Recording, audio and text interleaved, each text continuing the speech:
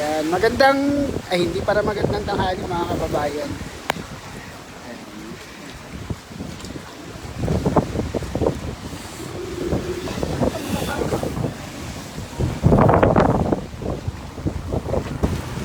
Nakakatakot. Punta tayong palengke? Tara. Kaya parang cellphone ko. Nandun pa eh, di ko naman. Kunin ko. Ay, saan? Ikaw na kumuha rin mo, alam? Saan ang kanal? May kanal ba dito? Wala. Wala. Wala, kapag mo. Nakatakot. Suot ka sa akin. Tara. Sa yung cellphone mo.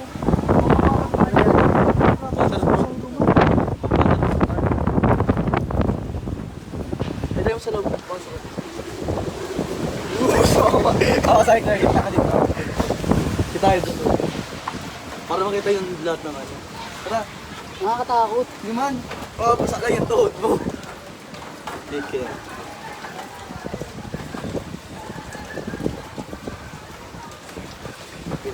Para makikita mo.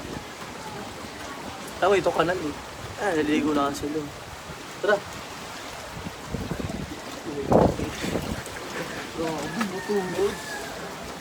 May bababaan dito? May bababaan dito? Bakit? Oo. Ayun na, baba na.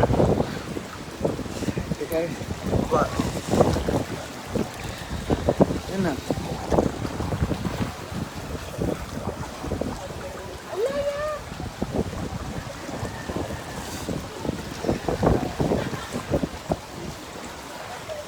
Tayo, alas wala tayo, pariuman lang.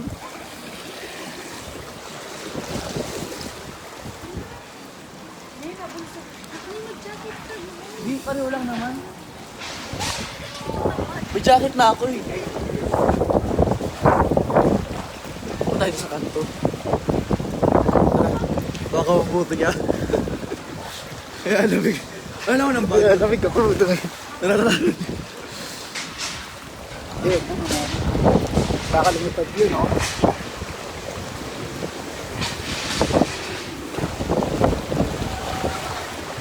Ito may isang nagat.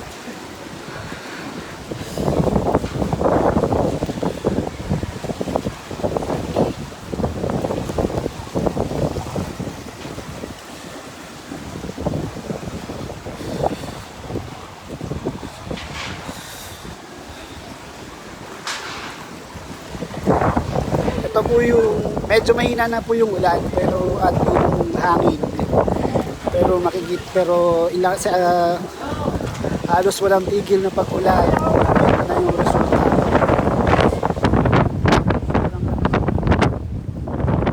Yung tubig may current talaga, hindi siya basta yung parang bahalang.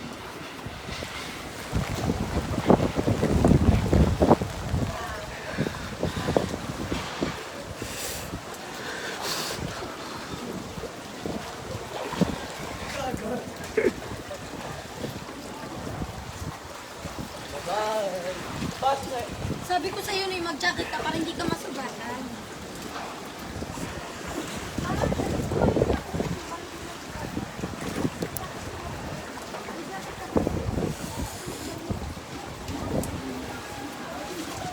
Yes, sir.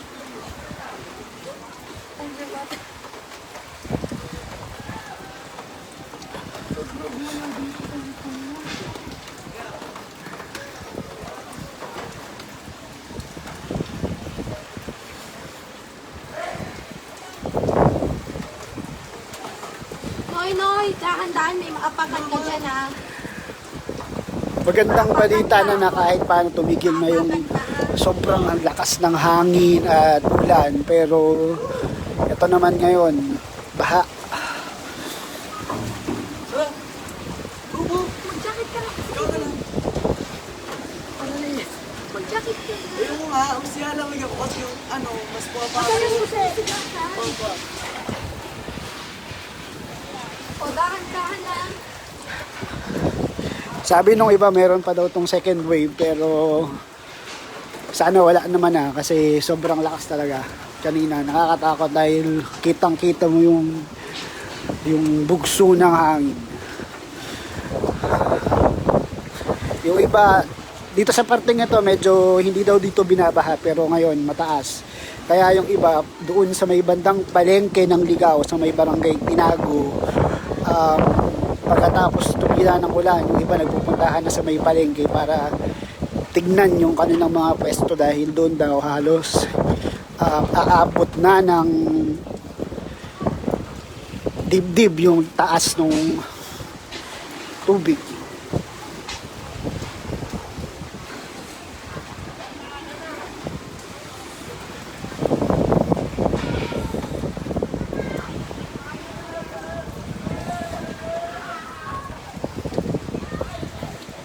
Yan. Yung mga Pinoy, ganito ang Pinoy.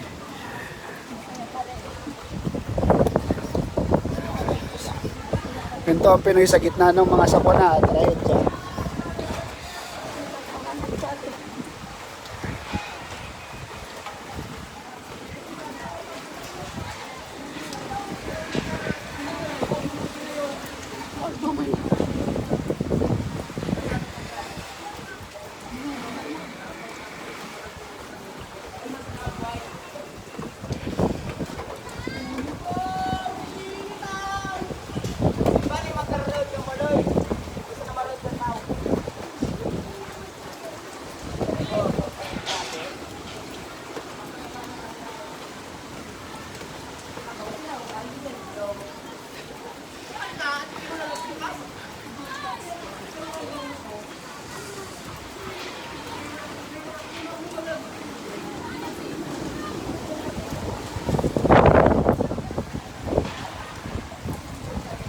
Sabi nung isa, di bali na daw na masira yung bahay, wag lang daw masira yung buhay o yung mga tao. Ito na yung mga residente dito sa may barangay Tinagon. Hindi matatanggi na syempre nakaramdam sila ng takot kanina. Pero nung pa na yung hangin at yung ulan, ito na sila. Parang wala lang nangyari. Natawanan, nagbibiroan. At yung iba, inuumpisahan ng ayusin yung mga dapat ayusin sa kanilang mga bahay.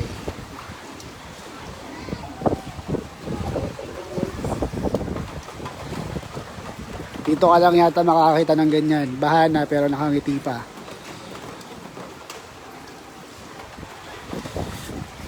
Iba po dyan yung nakikita nyo naglalakad. Baka sisihin pa rin natin. Papunta po yan doon sa kanilang mga pwesto sa palengke. Ang mga Pinoy may hirap. Ganito yung buhay. Hindi pwedeng tumigil yung araw-araw na buhay nila. Kaya kahit gano'n ka delikado, susuungin nila para yakin na maayos yung kanilang kabuhayan. Wala pong, hindi po yan mga nag-diliwaliw.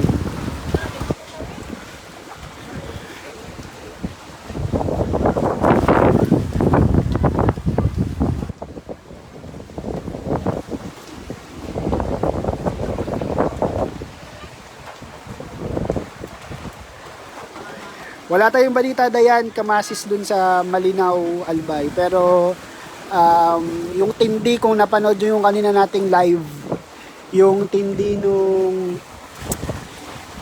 nung naging epekto o yung kanina hangin at ulan dito sa may Ligaw sa Albay ay siguro triple o 5 beses yung tindi nun dun sa may Catanduanes at Camarines Sur.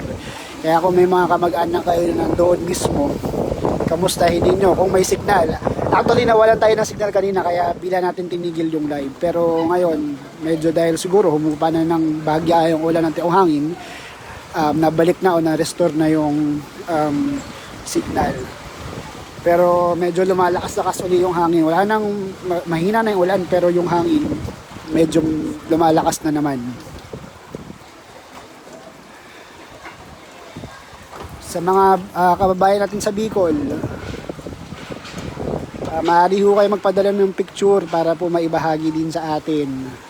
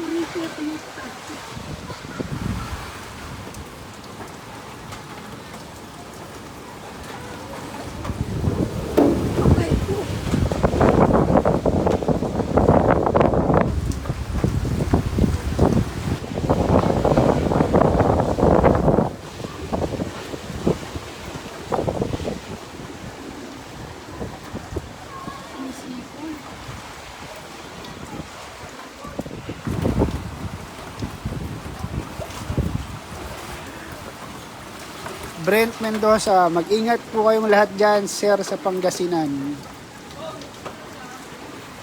Maraming salamat po. Dyan sa Pangasinan, kamusta kayo? Ang sabi, dadaan din daw sa may Manila at Laguna. May mga kababayan ba tayo nanonood dyan na taga Laguna o Manila? Ano o kamusta yung kalagayan nyo dyan? Well, kami, base sa karanasan naman namin, pag bumabagyo sa Manila, hindi ganun katindi yung epekto, hindi katulad pag nandito ka sa may probinsya. Well, hangin pa lang dito, nakakatakot na, talagang hindi biro, umiikot, makikita mo yung, kung nakikita mo yung dun sa Google Map, yung parang namumuong bagyo, dito parang live na live mo nakikita.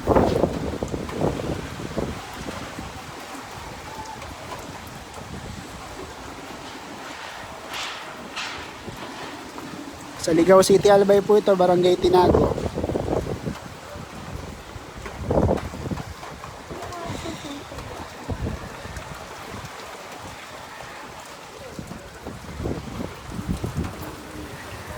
Ang sabi ng mga residente dito, hindi raw binabaha dito sa lugar na to.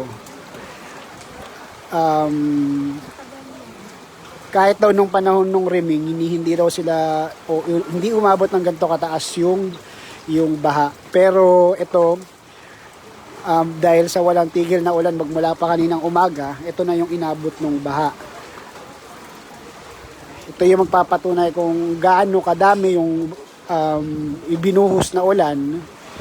Pero wala pa po tayong video doon sa epekto nung hangin sa mga bahay ng mga residente dito. Doon kanina sa live, makikita nyo na mayroong mga nililipad na yero at makikita mo mismo live yung hangin, no? Umiikot, namumuo talagang sobrang lakas.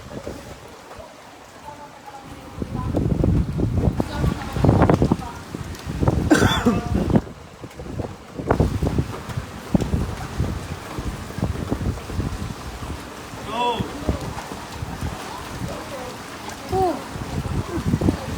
Yung ganito ba si doon? Oo. Hello, Naruto. Ingat.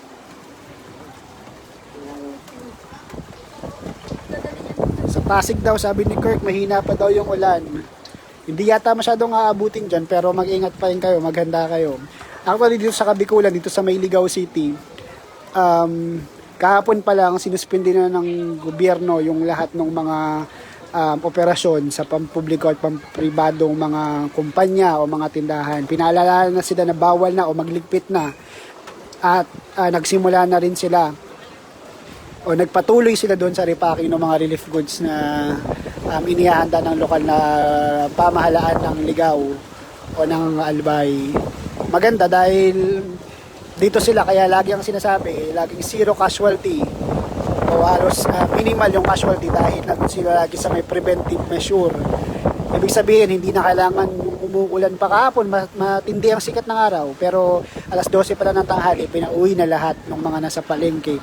Pinatigil ang operasyon sa mga iba't ibang pagawaan dahil bilang paghahanda, pinalikas na rin yung mga nasa mababang lugar at mga nasa danger zone.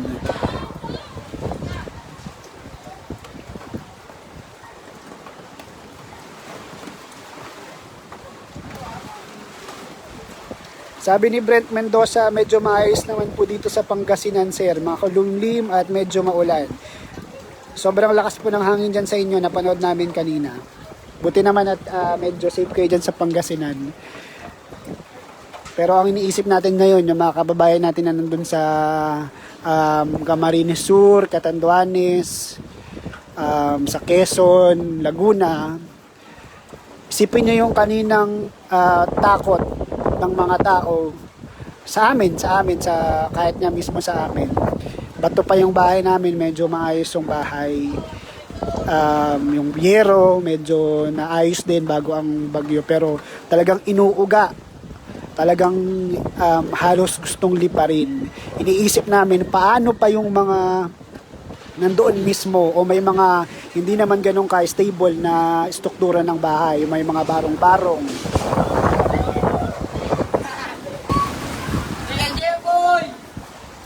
Yung iba lumilipat na pabalik doon sa mga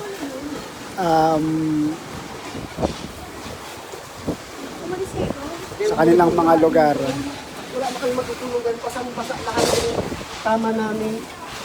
So, anong nangyari? Baha din doon. Hanggang saan?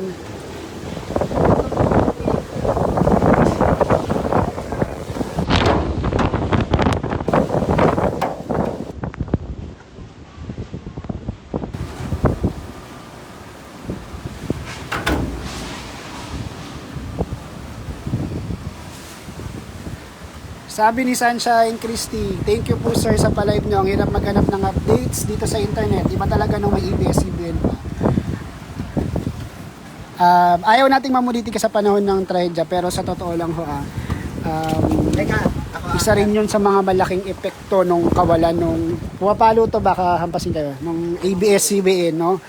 Kasi ito katotohanan lamang po ABS-CBN po ang may pinakamatibay na pundasyon o may pinakamalawak na network ng regional broadcasting. Ibig sabihin, saan mang lupalop ng bansa, meron silang network kung para makapagbigay din ng update. Kiniklaim din naman syempre ng GMA na meron din, inaabot din naman nila yung pinakamalalayong lugar. Pero iba ang ABS-CBN dahil doon sa, mas malawak nilang network sa regional. Kaya marami din talaga ang hindi naaabot ng balita. Pero ganun din, isa pa nga doon, yung reception ng GMA, hindi rin ganun kay-stable sa ibang mga lugar.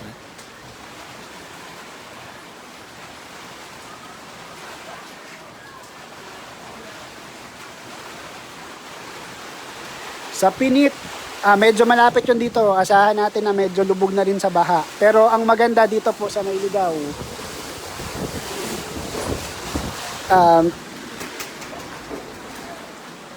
tumigil na po yung lakas ng hangin at yung pag-ulan.